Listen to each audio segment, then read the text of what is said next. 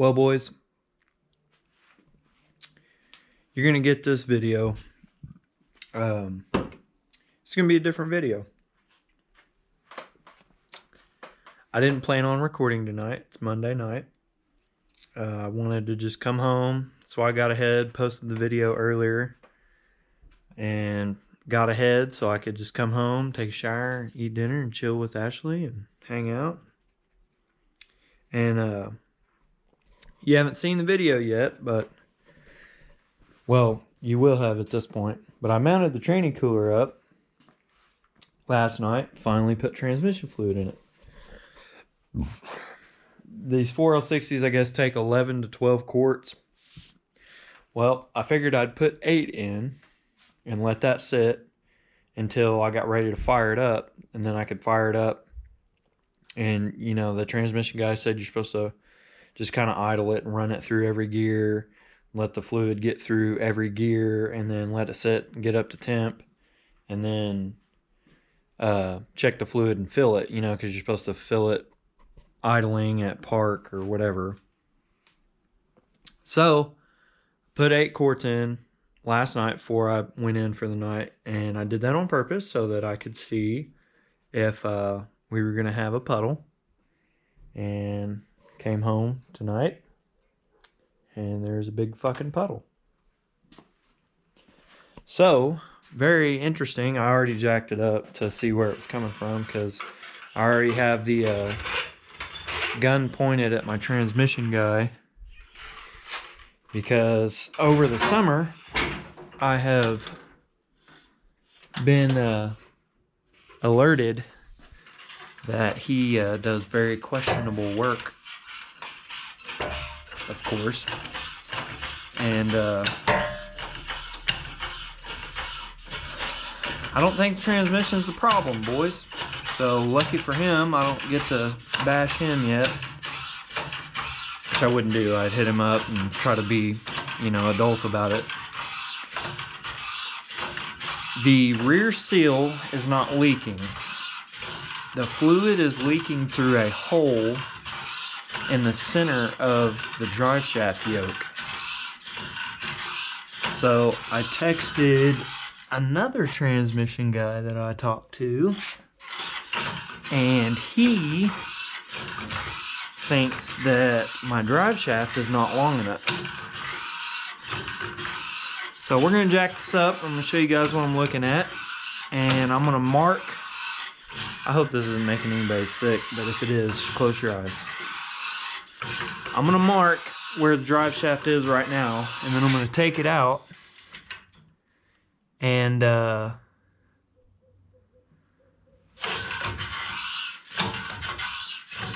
going to take it out and see if we're in there far enough or not, or what.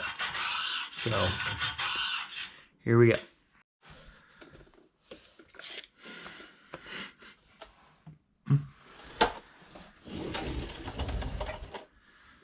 So,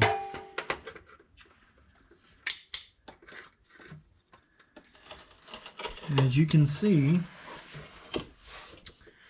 we're not leaking from the back of the transmission. This is all dry. We're leaking from the hole in the center of the yoke. And I hope some experienced folks are looking at this right now going, dude, your drive shaft's not far enough in. Because that's what the 2 people I asked both said, that my drive shaft's not far enough in. Which, I don't know how that's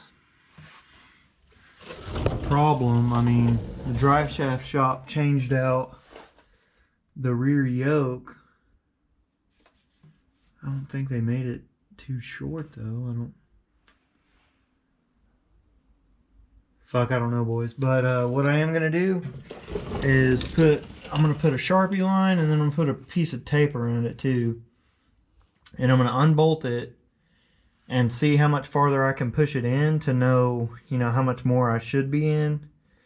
And then I'm going to pull it out to see, you know, wherever I put that line from right here, we'll know that from that line forward is how much is actually in, and we'll be able to tell our other transmission guy if that's correct or not, and he will say yes that is or no it's not, and then we'll go from there on a solution. And I'm going to bring you guys along that process of finding that solution, because some people would walk out to this and just be pissed and call it a night, but I'm the guy that can't sleep when I see this, so I went ahead and slapped on my grubs and came out here, and we're going to figure out what's going on. So without further ado, I'm going to mark that drive shaft and then unbolt it and pull it out, and let you guys know what we find out. Alright, so we yanked her out, and here's what we had. This much was inside the transmission, and before I took it out, I pushed it all the way into the trans till it bottomed out, and it bottomed out right here at this line. So from what I got told just now is you're supposed to bottom out and then come back about an inch or so, if that. So you have, you know, that much room for when you're hitting bumps or stuff. The drive shaft moves, I guess, that much. Or so I need to be at least this far into the trans. So I'm thinking I'm going to have to take it to Precision Drive and have them add, I guess, what is that? You know, 2 inches or so. Story of my life, boys. My shaft's too short.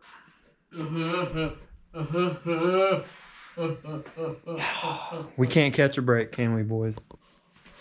But, you know, I guess this is part of the game.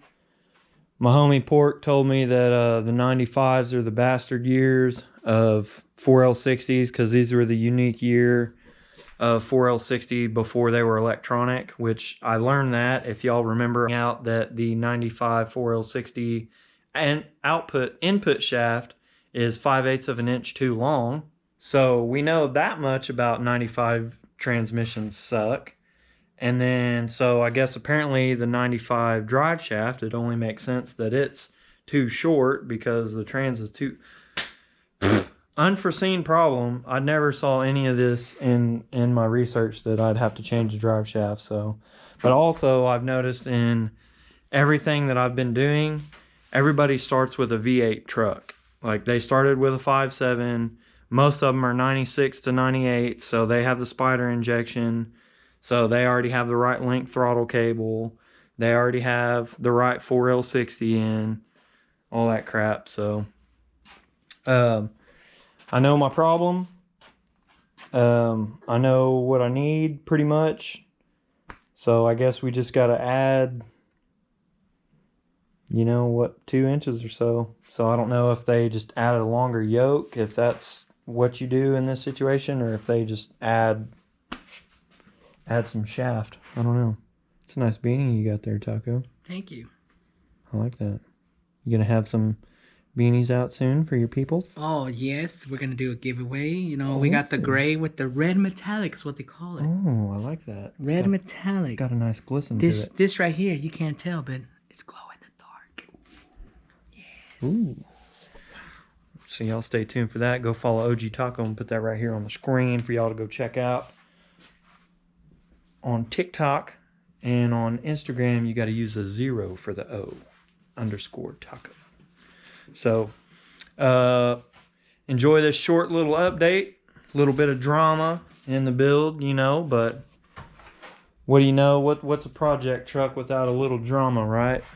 Some of us get a lot of drama and some of us don't. So, hope y'all are learning from me.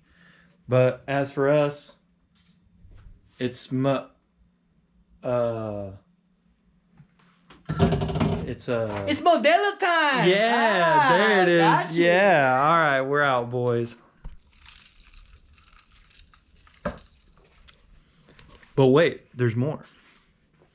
All right, boys, so it turns out I was just being a little frustrated the other night. As you can imagine how frustrating that situation is.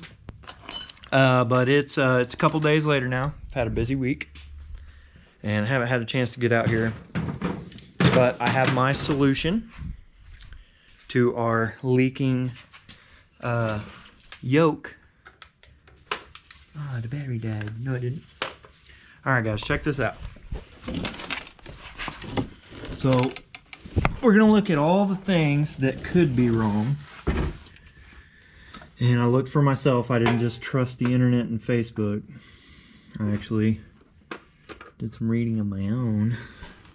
So, how it was leaking through the center of the slip yoke. A lot of people say to just plug that hole. Okay. And for those people, plugging the hole does not fix my problem. Because the drive shaft was not far enough in to begin with. So, there is supposed to be an O-ring in here, and we're going to look for it together.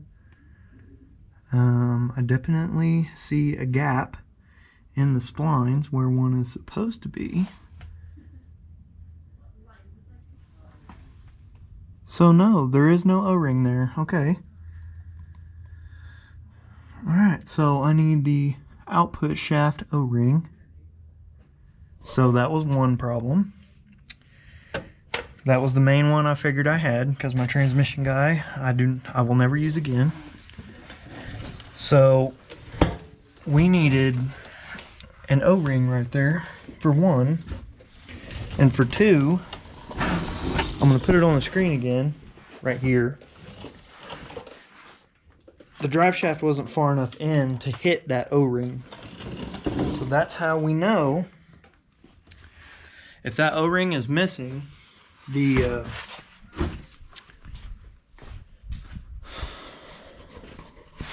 that O-ring is missing, it allows fluid to go through the splines and in between these splines and leak through the yoke.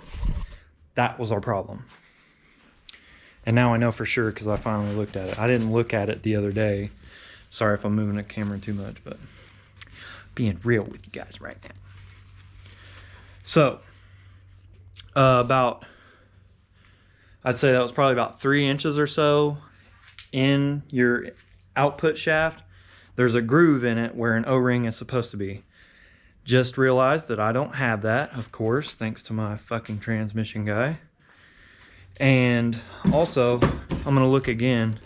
There's a little collar that's supposed to be inside there too that slides on the very end of the output shaft, slides up against like the gears, like as far as you can see in there. It slides in there, and then you've got the O-ring. And I'm missing both those things. So I'm gonna get those. I'm gonna hit up my transmission guy for him just to give him the chance to make it right. Probably won't, but we'll see. And then, you know what, let's get the camera, or the light, and look in the yoke there and see if the O-ring is wadded up in here or something.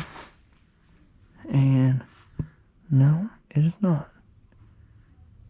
Bunch of nasty shit in there, but no O-ring. So we're gonna see about that collar. We're gonna see about the O-ring. And then they also say, some people said to just plug the little hole in the yoke here. But like I said, if we slide over the O-ring, fluid can't get between the splines and come out that hole. And that hole is to keep the output shaft and the yoke from vacuum locking, or however you want to say it, vapor locking. When your suspension goes up and down in the rear end, it moves the drive shaft in and out of the transmission. That's why you're supposed to have that little bit of play. Well, that hole is there to vent. From the way I understand it, the hole is there to let that air, when the yoke goes farther into the transmission, it lets that air escape so that we don't create a lock. And if you create the lock, then you could be pushing seals the way they're not supposed to be pushed or whatever. So, 2 problems. We're missing probably that collar. I didn't see that real good. May or may not be missing that. We are missing the O-ring. And then we know that our yoke was not far enough into the transmission. I looked at my motor mounts, and they are slid all the way forward. So the engine is as far forward as it can be. So the fix to that is going to be to loosen these bolts, pick it up with the cherry picker, or not pick it up, but get the weight off of the mounts, loosen the bolts, and push it back. Probably, I'm gonna do about 1 inch, and then I'm gonna have the drive shaft down here so that I know that I moved it enough. And then, like I said, I only need like 1 inch. So you can see this hole is a lot farther away than 1 inch. If I was to move the transmission crossmember farther out, it'll be too far out.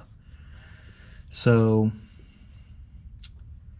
I think what I'm going to try to do, because the mount doesn't sit in the center of the crossmember, I think I'm going to, you know, try to lift it up, and I'm going to try to spin this crossmember around to see if it's more lopsided to one side or the other, and then we'll slide it back, because I may have slid this like too far one way or the other. I'm not real sure what I did, but we'll look into that more. I'm going to look at some pictures, because you can see how my cross member is straight on that side and then it curves back this way. I might have it, this end might supposed to be on that end and that end over here, you know what I'm saying, like a 180. I have it flipped the wrong way. I don't know for sure, but if I did have it flipped the other way, it would be farther back, and then the transmission would be able to bolt in. Worst case, I got to drill a couple more holes. But easy solution. I was just really frustrated the other night, and I was like, I don't even want to fucking look at it right now. So glad I did a little research, figured it out, and I wanted to put that in the video before I put it out to you guys. That way, I put it on a Facebook post and got like 10,000 people trying to tell me a bunch of shit that was not the problem, because a bunch of boomers were telling me to plug this hole and have a great day. And you can see right here, the drive shaft was not far enough in. So plugging that hole is just band-aiding the problem. Then soon enough, it would have just started leaking through the seal, because we'd have a bunch of fluid not coming out of the vent hole, and it would be flooding back through that little pocket between the rear seal and the output shaft area. And then we'd be pushing fluid out of the seal and blow the rear seal, and then have to deal with that. So that's not the solution. So this is one area of the truck I want to make sure I get right, and I don't do it janky and rig it, because if I, you know, have this too close, we're gonna blow out the back half of the transmission and fuck it up, and we don't want to do that. And then if we have it too far out, we run the chance of it sliding out, or like the seals aren't sealing, we're gonna leak fluid. We don't want to be doing that. So that is definitely one area of the truck that I don't want to skimp and do the wrong way. I want to get it right. So leaving you guys with that. I'm going to put this video out for you guys Friday. When you're seeing this video, if you haven't yet, you need to go to my Instagram. It's going to be right here on the screen. It's also linked in the description if you're a link person. Go on there to my Instagram. It's at MattyXBuilds. Find my giveaway post. It should be like 2 posts back. I'm trying not to post that much. Go enter it. All you got to do is follow 3 accounts. Follow me. And then comment and tag 3 friends, and you're in. And what you'll win, if you win, is either this design or the one that's just the logo. It'll be your choice of the flat bill snapback. And then you will get whatever size you are in the OBS OGT, you know, with the truck outline on it. You'll get that, and then you'll get one of every sticker I have. So go do that. Enter for your chance to win some free shit. And that's my way of giving back to y'all for getting me up to 5,000 subs. And we're actually passing that. We're about to hit 5,100 already. So guys, I'm so stoked. Thank y'all for following along. Thank y'all for staying with me and having faith in the build and trusting the process. I know I'm taking a long time, and yeah, I get down on myself about it. I'm like, dude, fuck, this is taking too long. But in all honesty, I did go through the motor. I did put a cam in it. I did have the heads done. Had to change my intake manifold already. Had to go through the header situation, and we lowered it. and we did the interior swap. So I mean, we've done a lot of work. So I mean, I don't know. It is what it is. But I'm telling you guys, I can't wait till I get this thing rolling. I'm just that's my mission right now, is to get it driving so I can drive it. But that doesn't mean it's done. I probably will slow down on content on it once it's rolling. That way we can get some other projects kicking, because if it's rolling and moving, I don't have to have it in the garage 24/7, and that means we can get Chris's dually started. I think we've got a 6.0 lined up for him that we found. And then we've got to get James's truck finished up so he can get rolling on that. And then I'm hoping that this winter I can get started on the rabbit project, which I don't think I've really officially told you guys about yet. But look forward to the next coming videos. We're going to go over Chris's dually and what it needs and what we're going to do and his plan with it with him. And then I'll probably save it for, you know, a later time. I'll go over the rabbit with you guys, let y'all know what my plans are on that. And then don't forget, we also got to get this 250 put together. So a lot of stuff coming, guys. I'm trying to space it out so I can keep the guys that only like the truck, I can keep y'all entertained. And then the OGs that like everything, I can keep y'all entertained. So just bear with me. But other than that, once the giveaway is done, we're going to have a big sale on the website. So y'all keep your eyes peeled for that. MattyXBuilds.com. Follow me on Instagram to get more up-to-date news on what we're doing. Peace out. We'll see you later.